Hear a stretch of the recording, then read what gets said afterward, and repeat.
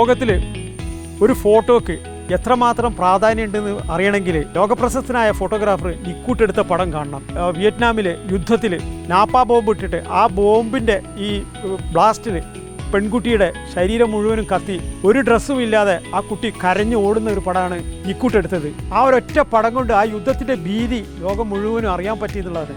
ആ യുദ്ധം ചിലപ്പോൾ കുറഞ്ഞതിൻ്റെ ഏറ്റവും വലിയ കാരണം ആ ഒരൊറ്റ പടം കൊണ്ടാണ്. സുഡാനിൽ നിന്ന് കെവിൻ കാർട്ടർ എന്ന മഹാനായ ഫോട്ടോഗ്രാഫർ എടുത്തത് ആഫ്രിക്കൻ രാജ്യങ്ങളിലെ സുഡാനിലെ പട്ടിണിയെ കുറിച്ചിട്ടുള്ളതാണ്. പട്ടിണി കൊണ്ട് മരിക്കാൻ പോകുന്ന ഒരു പെൺകുട്ടിയുടെ തൊട്ടു പിന്നിൽ കഴുകൻ ആ മരണവും കാത്തു നിൽക്കുന്ന പടം ലോകത്തിനെ പട്ടിണി എന്താണെന്ന് അറിയിച്ച ഒരു വളരെ പ്രധാനപ്പെട്ട പടമാണ്. ഫോട്ടോഗ്രാഫർമാർ ഒരുപാട് ദുരന്തങ്ങൾ അനുഭവിക്കുന്നുണ്ട്. ഇപ്പോൾ യുദ്ധത്തിന് പോയാലും ഉരുൾപൊട്ടലിനൊക്കെ പോയിട്ടുണ്ടെങ്കിലും ഒക്കെ മരണങ്ങൾ ധാരാളമാണ്. ഉദാഹരണത്തിന് നമ്മുടെ ഇന്ത്യയിലെ വളരെ പ്രശസ്തനായിട്ടുള്ള ഫോട്ടോഗ്രാഫറായിരുന്നു ഡാനിഷ് സിദ്ദിഖി. അദ്ദേഹം അഫ്ഗാനിസ്ഥാൻ വാറിൻ്റെ ഫോട്ടോ എടുക്കാൻ വേണ്ടി പോയപ്പോൾ അവിടെ നിന്നിട്ട് മരണപ്പെടുകയാണ്. ശരിക്കും അയാളെ കൊലപ്പെടുത്തുകയാണെന്ന് പറഞ്ഞു കേൾക്കുന്നത്. എൻ്റെ കൂടെ തന്നെ ജോലി ചെയ്ത വിക്ടർ ജോർജ് ഉരുൾപൊട്ടലിൻ്റെ ഫോട്ടോ എടുക്കാൻ പോയിട്ട് അദ്ദേഹം ഫോട്ടോ എടുക്കുന്ന സമയത്ത് വീണ്ടും ഉരുൾപൊട്ടി അദ്ദേഹത്തിൻ്റെ മുകളിൽ കൂടെ ഈ പൊട്ടിയ മണ്ണും കല്ലും എല്ലാം കൂടെ പോയിട്ട് അദ്ദേഹം മരിച്ചു പോവുക ചെയ്തിട്ട്. ഗാസയിലെ ഇസ്രായേലിൻ്റെ അറ്റാക്കിൽ ധാരാളം പിഞ്ചു കുട്ടികൾ മരിക്കുകയും ഇവരുടെയൊക്കെ വീഡിയോ മറ്റു ഈ ഫോട്ടോസും ലോകത്തിനെ അറിയിക്കുന്ന ഫോട്ടോഗ്രാഫർമാർ പലരും മരിച്ചു പോയിട്ടുണ്ട്.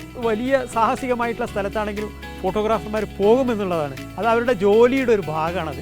ഈ ലോകത്തിൽ ഓരോ വൈൽഡ് ലൈഫ് ഫോട്ടോഗ്രാഫറെയും ഞാൻ വൈൽഡ് ലൈഫ് കൺസർവേഷൻ്റെ ഒരു അംബാസിഡറായിട്ടാണ് കാണുന്നത്. കാരണം അവരെടുക്കുന്ന ഓരോ ഫോട്ടോയും ഓരോ വീഡിയോയും ജനങ്ങളെ ഇൻസ്പയർ ചെയ്യാനും എഡ്യൂക്കേറ്റ് ചെയ്യാനും അതുപോലെ തന്നെ ഡോക്യുമെൻറ്റേഷൻ പർപ്പസിനും വേണ്ടി ഉപയോഗിക്കാൻ വേണ്ടി അവർ ഒരുപാട് ഹെൽപ്പ് ചെയ്യുന്നുണ്ട്. വൈൽഡ് ലൈഫ് ഫോട്ടോഗ്രാഫി നമ്മുടെ നാട്ടിൽ വളരെ വ്യാപകമായതിനു ശേഷം നമ്മുടെ നാട്ടിൽ അറിയപ്പെടാത്ത പല സ്ഥലങ്ങളിലെയും റെയർ ആയിട്ടുള്ള സ്പീഷീസിൻ്റെ നേച്ചർ ഹിസ്റ്ററി മൊമെൻറ്റ്സുകൾ ക്യാപ്ചർ ചെയ്തുകൊണ്ട് അതിൻ്റെ ഡോക്യുമെൻറ്റേഷൻ പർപ്പസിന് വേണ്ടിയും അതുപോലെ തന്നെ ആ നാട്ടിലുള്ള ജനങ്ങളെ എഡ്യൂക്കേറ്റ് ചെയ്യാൻ വേണ്ടിയും അവർക്ക് അതിൻ്റെ ഇമ്പോർട്ടൻസ് പറഞ്ഞ് മനസ്സിലാക്കി കൊടുക്കാൻ വേണ്ടിയൊക്കെ വൈൽഡ് ലൈഫ് ഫോട്ടോഗ്രാഫേഴ്സ് ഒരുപാട് ഹെൽപ്പ് ചെയ്തിട്ടുണ്ട്. അതുപോലെ തന്നെ വൈൽഡ് ലൈഫ് ടൂറിസത്തിന് മണി ജനറേറ്റ് ചെയ്യാൻ വേണ്ടി വൈൽഡ് ലൈഫ് ഫോട്ടോഗ്രാഫേഴ്സിൻ്റെ കോൺട്രിബ്യൂഷൻ വളരെ വലുതാണ്. കാരണം ബാക്ക് ടു ബാക്ക് ഒരു വൈൽഡ് ലൈഫ് സാങ്ച്വറിയിലോട്ട് യാത്ര ചെയ്ത് അതിൻ്റെ ഭാഗമാകാനും വൈൽഡ് ലൈഫ് ഫോട്ടോഗ്രാഫേഴ്സിന് സാധിക്കുന്നുണ്ട്.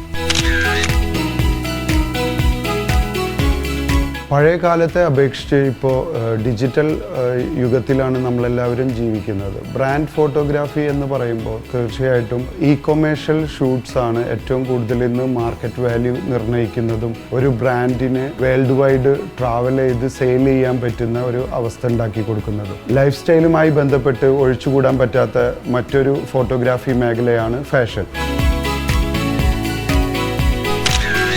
Video journalist Zubair Faizi, reporter, Kozhikode.